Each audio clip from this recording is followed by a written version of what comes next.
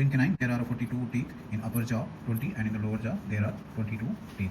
So, in the dental formula, so we have the 3 incisor, 1 canine, and 4 premolars. This is the premolar 1, premolar 2, premolar 3, premolar 4, and then the 2 molars. So, this is the molar 1 and this is the molar 2 in the upper jaw. Whereas in the lower jaw, so incisors are again 3.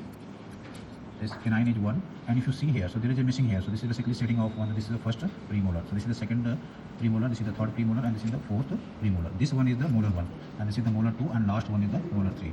So in the lower jaw there are 3 molars, whereas in the upper jaw only 2 molars.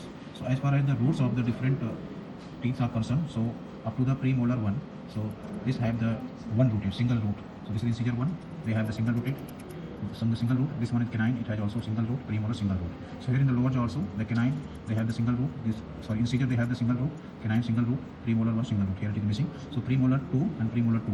So in premolar 2 in the lower jaw it has 2 root, 2 root, 2 root, 2 root, and this all up to the you can see molars except the third molars. So only here in the lower jaw third molar it has the single root. Whereas in the upper jaw from the this upper fourth premolar backward means this upper fourth premolar, molar 1 and molar 2 they have the 3 roots. Whereas this premolar 3 and premolar 2 they have the 2 roots. Premolar 1 they have the single root. So this is the roots of the different tooth. It is very important, particularly during the extraction.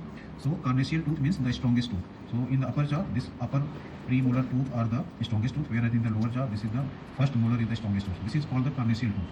And the one condition in the this upper jaw, this upper fourth premolar you can see tooth, there is sometimes there is infection of the root because of the severe gingivitis. So what happened, there is a pus formation in the alveoli of this bone. So what happened, that may drain externally. So if they drain externally, so root is basically here. So there is a formation of fistula here. So what happened, there is a drainage of the pus from here. So in this situation you may suspect for the carnassial tooth abscess. And sometimes if it is the open internally, so you will find the hole towards the here toward the hard palate.